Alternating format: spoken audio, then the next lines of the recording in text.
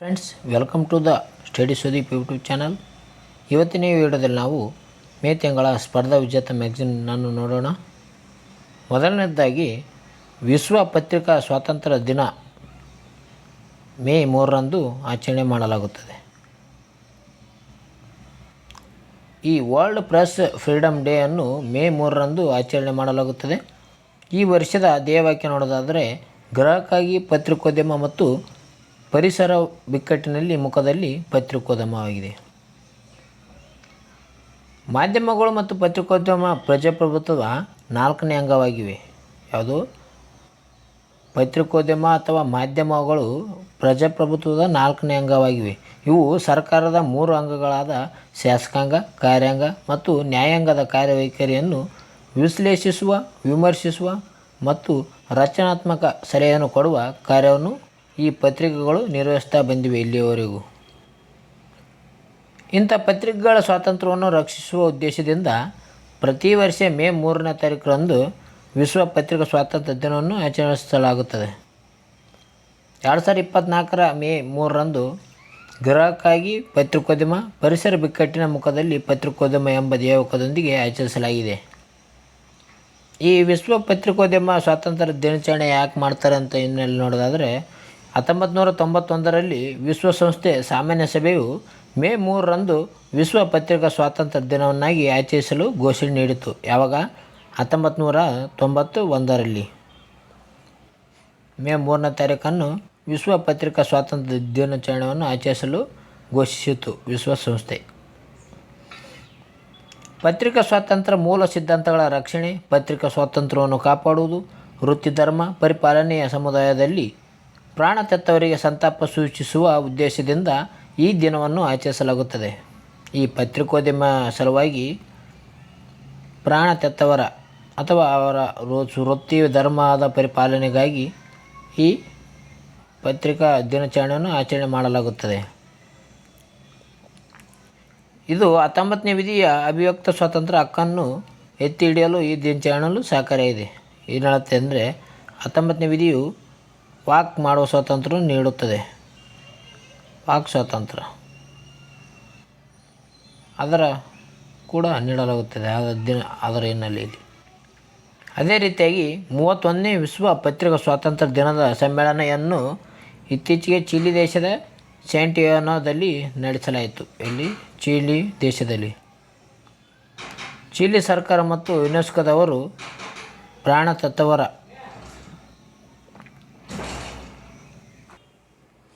ಇತ್ತೀಚೆಗೆ ಚಿಲಿ ಸರ್ಕಾರ ಮತ್ತು ಯುನೆಸ್ಕೋದವರು ಚಿಲಿ ದೇಶದ ರಾಜಧಾನಿಯಾಗಿರುವ ಸ್ಯಾಂಟಿಯಾಗೋನಲ್ಲಿ 31ನೇ ವಿಶ್ವ ಪತ್ರಿಕಾ ಸ್ವಾತಂತ್ರ್ಯ ದಿನ ಸಮ್ಮೇಳನವನ್ನು ಆಚರಿಸಲಾಯಿತು. ಅಲ್ಲಿ ಈ ಸಮ್ಮೇಳನವು ವಿಶ್ವದಾದ್ಯಂತ ಪತ್ರಿಕಾ ಸ್ವಾತಂತ್ರ್ಯ ಸ್ಥಿತಿ ಮತ್ತು ಅದರ ಅಡಿಪಾಯಗಳನ್ನು ಬಲಪಡಿಸುವ ಕುರಿತು ಚರ್ಚೆಗಳು ಮತ್ತು ವಿಚಾರ ವಿನಿಮಯಗಳನ್ನು ಒದಗಿಸಿತು. ಇಲ್ಲಿ ಚಿಲಿ ದೇಶದ ಸ್ಯಾಂಟಿಯಾಗೋದಲ್ಲಿ ಇತ್ತೀಚೆಗೆ ಪತ್ರಿಕಾ ಸ್ವಾತಂತ್ರ್ಯ ದಿನದ ಸಮ್ಮೇಳನ ಆತಿಥ್ಯ ವಹಿಸಿತ್ತು.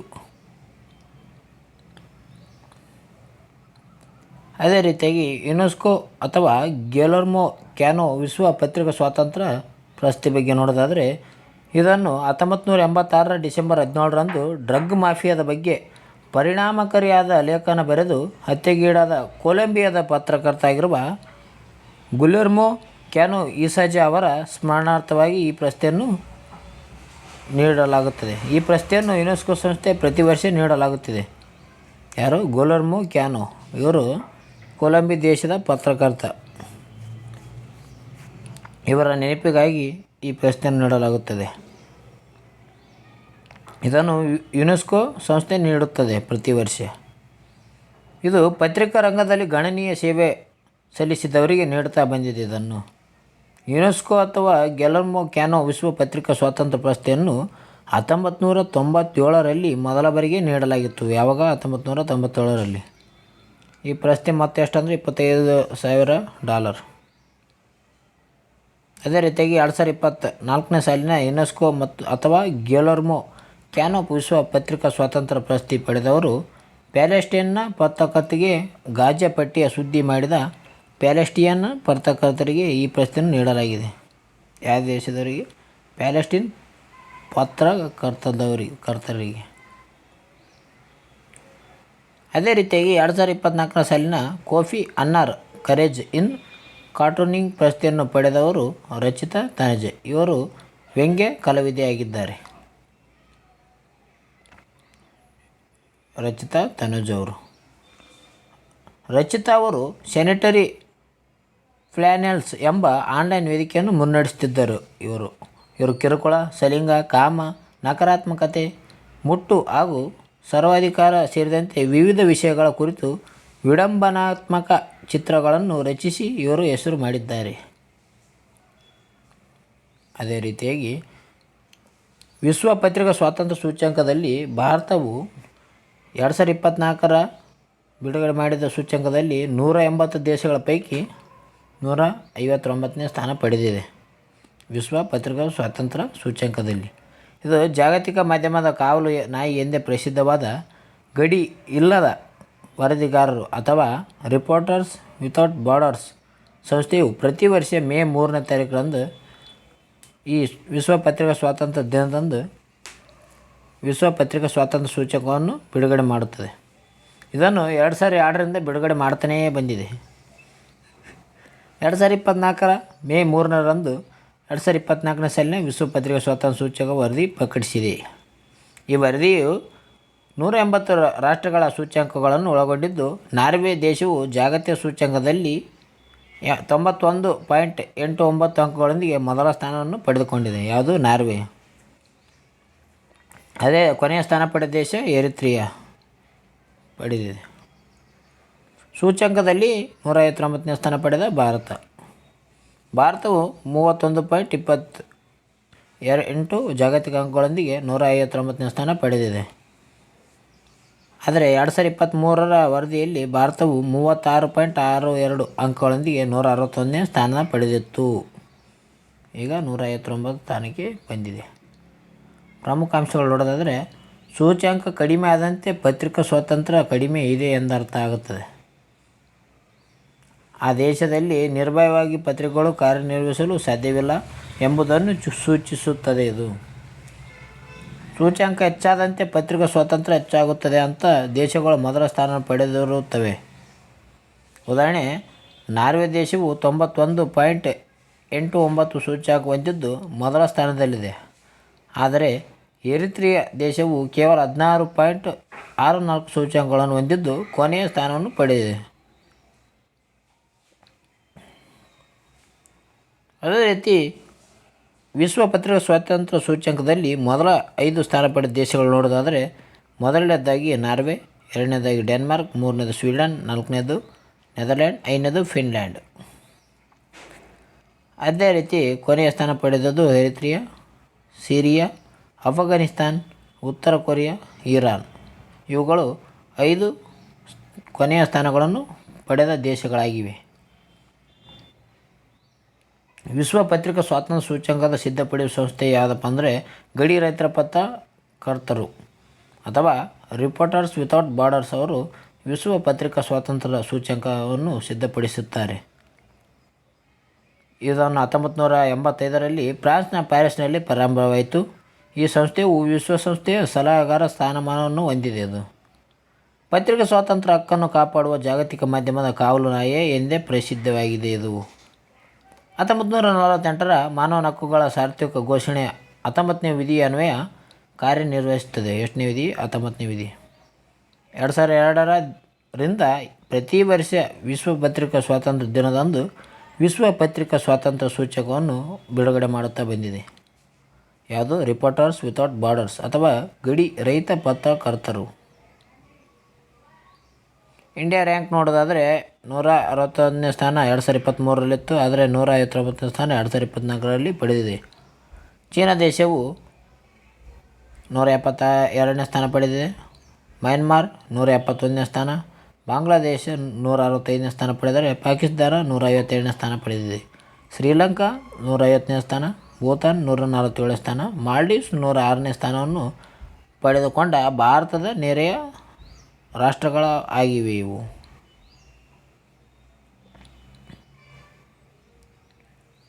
ಇದು ವಿಶ್ವ ಪತ್ರಿಕಾ ಸ್ವಾತಂತ್ರ್ಯ ಸೂಚಕವನ್ನು ಸಿದ್ಧಪಡಿಸುವುದು ಹೇಗಪ್ಪ ಅಂತಂದರೆ, ಇದು ರಾಜಕೀಯ ಸಂದರ್ಭ, ಕಾನೂನು ಚೌಕಟ್ಟು, ಆರ್ಥಿಕ ಸಂದರ್ಭ, ಇನ್ನು ಸಾಮಾಜಿಕ ಸಾಂಸ್ಕೃತಿಕ ಸಂದರ್ಭಗಳನ್ನು ಒಳಗೊಂಡಂತೆ ಪತ್ರಕರ್ತರ ಸುರಕ್ಷತೆಗಳನ್ನು ಸಂಬಂಧಿಸಿದಂತೆ ಈ ವರದಿಯನ್ನು ತಯಾರಿಸಲಾಗುತ್ತದೆ.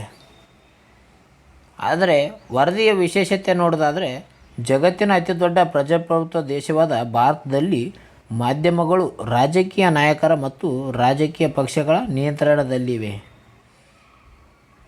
ಪತ್ರಿಕಾ ಸ್ವಾತಂತ್ರ್ಯ ತೀವ್ರ ಬಿಕ್ಕಟ್ಟಿನಲ್ಲಿದ್ದು, ಪತ್ರಿಕಾ ಸ್ವಾತಂತ್ರ್ಯದಲ್ಲಿ ಅಪಾಯ ವಲಯವಿದೆ ಎಂದು ವರದಿಯನ್ನು ಹೇಳಲಾಗಿದೆ. ವರದಿಯಲ್ಲಿ ವಿಶ್ಲೇಷಣೆ ನೋಡೋದಾದರೆ 1ರಿಂದ 8ನೇ ಸ್ಥಾನ ಪಡೆದವು ಗ್ರೀನ್ ಝೋನ್ನಲ್ಲಿ ಅಥವಾ ಉತ್ತಮ ವಲಯ ಪಡೆದಿರ್ತವೆ. 165ರಿಂದ 180ರವರೆಗೆ ಸ್ಥಾನ ಪಡೆದವರು ರೆಡ್ ಝೋನ್ ಅಂದರೆ ಪತ್ರಿಕಾ ಸ್ವಾತಂತ್ರ್ಯಕ್ಕೆ ಅಪಾಯದ ವಲಯವೆಂದು ಹೇಳಲಾಗುತ್ತದೆ. ನಮ್ಮ ದೇಶವು ಕೂಡ ಪತ್ರಿಕಾ ಸ್ವಾತಂತ್ರ್ಯಕ್ಕೆ ಅಪಾಯ ವಲಯದಲ್ಲಿದೆ ಎಂದು ಹೇಳಲಾಗಿದೆ. ಮುಂದೆ ನೋಡೋದಾದರೆ, ಛತ್ತೀಸ್ಗಢ ಬಚಾವ್ ಆಂದೋಲನದ ಅಲೋಕ್ ಶುಕ್ಲಾ ಅವರಿಗೆ ಗೋಲ್ಡ್ ಒನ್ ಪರಿಸರ ಪ್ರಶಸ್ತಿಯನ್ನು ಇತ್ತೀಚೆಗೆ ನೀಡಲಾಗಿದೆ. ಅಂದರೆ ಛತ್ತೀಸ್ಗಢದ ಶ್ವಾಸಕೋಶ ಎಂದೇ ಖ್ಯಾತವಾದ ಭಾರತ ಅತಿದೊಡ್ಡ ಅಖಂಡ ಅರಣ್ಯ ಪ್ರದೇಶದಲ್ಲಿ ಒಂದಾಗಿರುವ ಅಸ್ಡಿಯೋ ಅರಣ್ಯದಲ್ಲಿ ನಡೆಯುತ್ತಿದ್ದ ಕಲ್ಲಿದ್ದಲು ಗಣಿಗಳ ವಿರುದ್ಧ ಹೋರಾಡಿ ಇವರು ಕಾಡುಗಳನ್ನು ರಕ್ಷಿಸಿದ್ದಕ್ಕಾಗಿ ಅಲೋಕ್ ಶುಕ್ಲಾ ಅವರಿಗೆ ಈ ಗೋಲ್ಡ್ಮನ್ ಪರಿಸರ ಪ್ರಶಸ್ತಿಯನ್ನು ನೀಡಲಾಗಿದೆ. ಯಾವ ಪ್ರಶಸ್ತಿ? ಗೋಲ್ಡ್ಮನ್ ಪರಿಸರ ಪ್ರಶಸ್ತಿ. ಈ ಪ್ರಶಸ್ತಿ ಹಸಿರು ನೋಬೆಲ್ ಎಂದೇ ಪ್ರಸಿದ್ಧವಾಗಿದೆ. ಇದನ್ನು ಛತ್ತೀಸ್ಗಢ ಅರಣ್ಯ ಮತ್ತು ಬುಡಕಟ್ಟು ಹಕ್ಕುಗಳ ಕಾರ್ಯಕರ್ತ ಆಗಿರುವ ಅಲೋಕ್ ಶುಕ್ಲಾ ಅವರಿಗೆ ನೀಡಲಾಗಿದೆ ಇತ್ತೀಚೆಗೆ.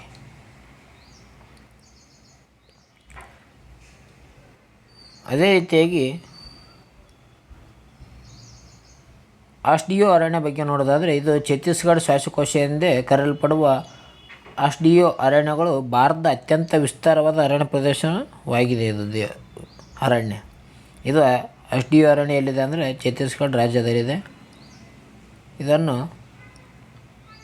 652 ಚದರ ಮೈಲಿಗಳಷ್ಟು ಹರಡಿಕೊಂಡಿರುವ ದಟ್ಟವಾದ ಅರಣ್ಯ ಪ್ರದೇಶವಾಗಿದ್ದು, ಇದೊಂದು ಜೀವ ವೈವಿಧ್ಯತೆಯ ತಾಣವಾಗಿದೆ. ಇದರಲ್ಲಿ 25 ಅಳಿವಿನಂಚಿನಲ್ಲಿರುವ ಪ್ರಭೇದಗಳು, 92 ಪಕ್ಷಿ ಪ್ರಭೇದಗಳು, 167 ಅಪರೂಪದ ಮತ್ತು ಔಷಧೀಯ ಸಸ್ಯ ಪ್ರಭೇದಗಳಿಗೆ ನೆಲೆಯನ್ನು ಒದಗಿಸುತ್ತದೆ. ಇದು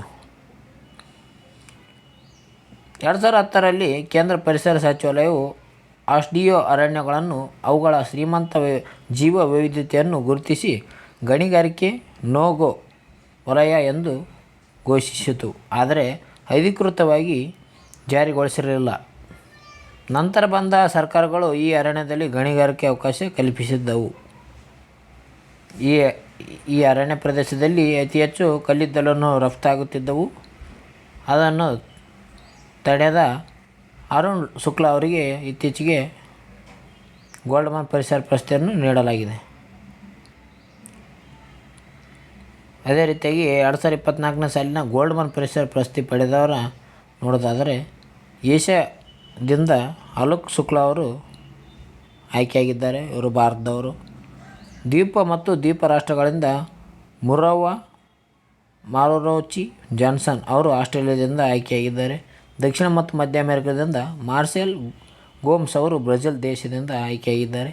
ಯುರೋಪ್ದಿಂದ ತಶೆರಾ ವಿಸೆಂಟೆ ಸ್ಪೇನ್ದಿಂದ ಆಯ್ಕೆಯಾಗಿದ್ದಾರೆ. ಉತ್ತರ ಅಮೆರಿಕದಿಂದ ಆಂಡ್ರಿಯಾ ಮಿಲ್ಡಾರೆ ಯುನೈಟೆಡ್ ಸ್ಟೇಟ್ದಿಂದ ಆಯ್ಕೆಯಾಗಿದ್ದಾರೆ. ಆಫ್ರಿಕಾದಿಂದ ಸಿನೆಗೋಗು ಜುಕುಲು ಮತ್ತು ನ್ಯಾನ್ಲೆ ಬುತುಂಗೊಮ್ಮ ಅವರು ಆಯ್ಕೆಯಾಗಿದ್ದಾರೆ. ಇವರು ದಕ್ಷಿಣ ಆಫ್ರಿಕಾದವರು. ಈ ಗೋಲ್ಡ್ಮನ್ ಪರಿಸರ ಪ್ರಶಸ್ತಿ ಬಗ್ಗೆ ಮಾಹಿತಿಯನ್ನು ನೋಡೋದಾದರೆ, ಇದು ಗ್ರೀನ್ ನೋಬೆಲ್ ಎಂದೇ ಪ್ರಸಿದ್ಧಿಯಾಗಿದೆ. ಇದು ವಿಶ್ವದ 6 ಜನವಸತಿ ಭೂಪ್ರದೇಶಗಳಾಗಿರುವ ಏಷ್ಯಾ, ದ್ವೀಪ ಮತ್ತು ದ್ವೀಪ ರಾಷ್ಟ್ರಗಳು, ದಕ್ಷಿಣ ಮತ್ತು ಮಧ್ಯ ಅಮೆರಿಕ, ಯುರೋಪ್, ಉತ್ತರ ಅಮೆರಿಕ ಮತ್ತು ಆಫ್ರಿಕಾ ಪ್ರದೇಶಗಳಲ್ಲಿ ಪರಿಸರಕ್ಕಾಗಿ ಕೊಡುಗೆ ನೀಡಿದವರನ್ನು ಆಯ್ಕೆ ಮಾಡಿ 6 ವಿಭಾಗಗಳಲ್ಲಿ ಗೋಲ್ಡ್ಮನ್ ಎನ್ವಿರಾನ್ಮೆಂಟ್ ಫೌಂಡೇಶನ್ನಿಂದ ನೀಡಲಾಗುತ್ತದೆ. ಈ ಪ್ರಶಸ್ತಿಯನ್ನು ನೀಡುವುದು ಯಾವುದಂದರೆ ಗೋಲ್ಡ್ಮನ್ ಎನ್ವಿರಾನ್ಮೆಂಟ್ ಫೌಂಡೇಶನ್. ಮೊದಲ ಬಾರಿಗೆ ಪ್ರದಾನ ಮಾಡಿದ್ದು 1989ರಿಂದ ಈ ಗೋಲ್ಡ್ಮನ್ ಎನ್ವಿರಾನ್ಮೆಂಟ್ ಫೌಂಡೇಶನ್ ಅವರು ಪ್ರದಾನ ಮಾಡುತ್ತಾರೆ ಈ ಪ್ರಶಸ್ತಿಯನ್ನು. ಇದರ ಸ್ಥಾಪಕರಪ್ಪ ಅಂತಂದರೆ ರಿಚರ್ಡ್ ಮತ್ತು ರೋಡೋ ಗೋಲ್ಡ್ಮನ್. ಪ್ರಶಸ್ತಿಯ ಮೊತ್ತ $2,00,000 ಹೊಂದಿದೆ. ಆಯ್ಕೆ ಹೇಗೆ ಮಾಡ್ತಾರೆ ಅಂದರೆ ಗೌಪ್ಯವಾಗಿ ಮಾಡ್ತಾರೆ. ಇದು ಜಗತ್ತಿನಾದ್ಯಂತ ಪರಿಸರಕ್ಕೆ ಕೊಡುಗೆ ನೀಡಿದ ಸಂಸ್ಥೆಗಳು ಮತ್ತು ವ್ಯಕ್ತಿಗಳ ನಾಮನಿರ್ದೇಶನವನ್ನು ಸ್ವೀಕರಿಸಲಾಗುತ್ತದೆ. ನಂತರ ಅವರು ಅಂತಾರಾಷ್ಟ್ರೀಯ ಮಟ್ಟದಲ್ಲಿ ತೀರ್ಪುಗಾರ ಆಯೋಗಗಳಲ್ಲಿ ಪ್ರಶಸ್ತಿಯನ್ನು ಆಯ್ಕೆ ಮಾಡಲಾಗುತ್ತದೆ. ಪರಿಸರದ ನೋಬೆಲ್ ಎಂದು ಪ್ರಸಿದ್ಧವಾಗಿದ್ದು ಟೈಗರ್ ಪ್ರಶಸ್ತಿ. ಅದೇ ರೀತಿ ಪರ್ಯಾಯ ನೋಬೆಲ್ ಎಂದು ರೈಟ್ ಲೈವ್ಲಿಹುಡ್ ಅನ್ನು ಆಗಿ ಹೇಳಲಾಗುತ್ತದೆ. ಹಸಿರು ನೋಬೆಲ್ ಪ್ರಶಸ್ತಿಗೆ ಭಾಜನರಾದ ಭಾರತೀಯ ಪರಿಸರ ಹೋರಾಟಗಾರ ಯಾರ್ಯಾರಪ್ಪ ಅಂದರೆ ಮೇಧಾ ಪಾಟ್ಕರ್. ಇವರು 1992ರಲ್ಲಿ ನರ್ಮದಾ ಬಚಾವ್ ಆಂದೋಲನವನ್ನು ರೂವಾರಿಯಾಗಿದ್ದರು. ಎಂ ಸಿ ಮೆಹ್ತಾ ಅವರು 1996ರ ಕೈಗಾರಿಕಾ ಮಾಲಿನ್ಯದಿಂದ ಗಂಗಾ ನದಿ ಮತ್ತು ತಾಜ್ ಮಹಲ್ನ ಮಾಲಿನ್ಯದ ವಿರುದ್ಧ ಕಾನೂನಾತ್ಮಕ ಹೋರಾಟ ನಡೆಸಿದ್ದರು. ಯಾರು? ಎಂ ಸಿ ಮೆಹ್ತಾ ಅವರು. ಅದೇ ರೀತಿಯಾಗಿ ರಿಷಾದಾ ಬಿ ಮತ್ತು ಚಂಪಾದೇವಿ ಶುಕ್ಲಾ ಅವರು 2004ರಲ್ಲಿ ನೀಡಲಾಗಿದೆ ಇವರಿಗೆ. ಇವರು 1984ರ ಭೂಪಾಲ್ ಅನಿಲ ದುರಂತದ ಬಲಿಪಶುಗಳಿಗೆ ನ್ಯಾಯ ಒದಗಿಸಲು ಹೋರಾಡಿದ ಇಬ್ಬರ ಜಂಟಿಯಾಗಿ ನೀಡಲಾಗಿದೆ ಇವರಿಗೆ. ಪ್ರಫುಲ್ಲ ಸಮಂತರ ಇವರು ಒಡಿಶಾದ ನೀಲಗಿರಿ ಬೆಟ್ಟದ ಸರಣಿಯಲ್ಲಿ ಬಾಕ್ಸೈಟ್ ಗಣಿಗಾರಿಕೆಯನ್ನು ವಿರುದ್ಧ ಹೋರಾಡಿದ್ದರು. ಪ್ರಫುಲ್ಲ ಸಮಂತರ. ಅಲೋಕ್ ಶುಕ್ಲಾ ಅವರು ಇತ್ತೀಚೆಗೆ 2024ರಲ್ಲಿ ನೀಡಲಾಗಿದೆ. ಇವರು ಛತ್ತೀಸ್ಗಢದ ಅಸ್ಡಿಯೋ ಅರಣ್ಯದಲ್ಲಿ ಗಣಿಗಾರಿಕೆ ವಿರುದ್ಧ ಹೋರಾಡಿದ್ದಕ್ಕಾಗಿ ನೀಡಲಾಗಿದೆ.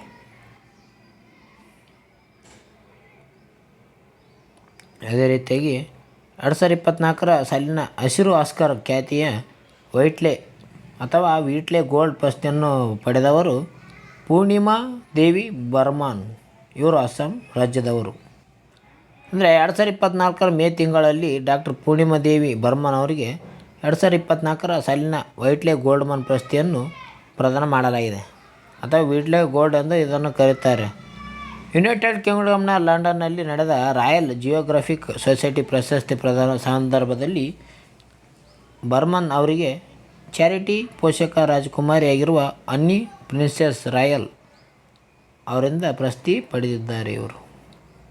ಇವರು ಯಾರಪ್ಪ ಅಂತ, ಇದು ಅನ್ನಿ ಪ್ರಿನ್ಸೆಸ್ ಅವರು ಕಿಂಗ್ ಚಾರ್ಲ್ಸ್ III ಸಹೋದರಿಯಾಗಿದ್ದಾರೆ. ಯಾರಿಗೆ? 2024ನೇ ಸಾಲಿನ ಹಸಿರು ಆಸ್ಕರ್ ಖ್ಯಾತಿಯ ವೈಟ್ಲೆ ಪ್ರಶಸ್ತಿಯನ್ನು ಪಡೆದವರು ಪೂರ್ಣಿಮಾ ದೇವಿ ಬರ್ಮನ್. ಈ ಪ್ರಶಸ್ತಿ UK ದೇಶದ ವೈಟ್ಲೆ ಫಂಡ್ ಫಾರ್ ನೇಚರ್ WFN 1994ರಿಂದ ಪ್ರದಾನ ಮಾಡುತ್ತಿದೆ. ಯಾವಾಗಿಂದ? 1994ರಿಂದ.